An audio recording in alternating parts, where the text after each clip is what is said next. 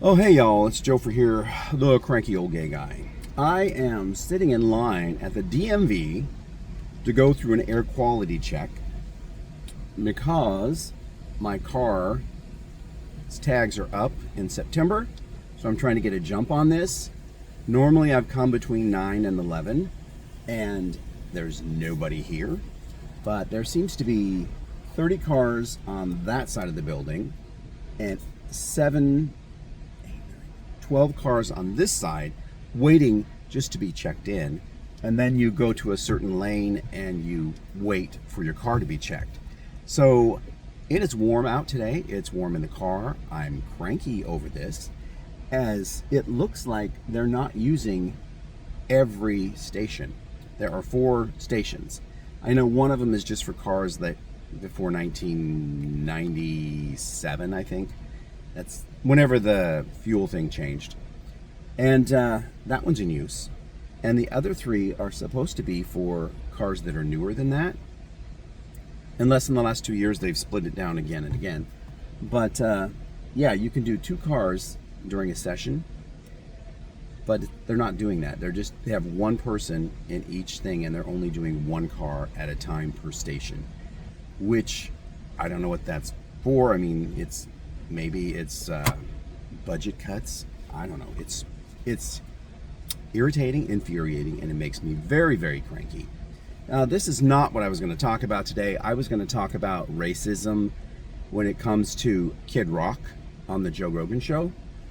But I guess I'll save that for tomorrow because, well, no, I'm going to talk about it today. Why not? KRock said something really stupid. And that clip was taken and it's floating all over the internet.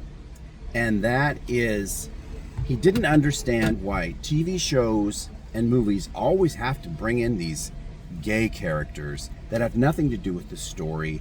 They just have to show up to prove that they're woke. He said something stupid like that. He said, I used to love SNL, but they have some really stupid woke bands on there. And he was still talking about gays and lesbians, but for some reason he thinks that means woke. And he goes, yeah, I hate some of the music. I just don't get it. It's not my thing. And it's like, yeah. Have you heard yourself?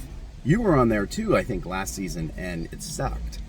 But he's going on and on about this. And then he says, I used to watch SNL, but that gay Asian comes out, at the beginning when people come out and the audience applauses. But whenever the gay Asian comes out, everyone stands up and applauds. It's like he's doing something special, and he's not even any good. He's not the best person on there. Mikey Day is the best person. Oh. Why do they have to do this? Why do they have to be everywhere? And Joe Rogan's going, oh, yeah. Well, let me tell you, KRock, it's because we are everywhere.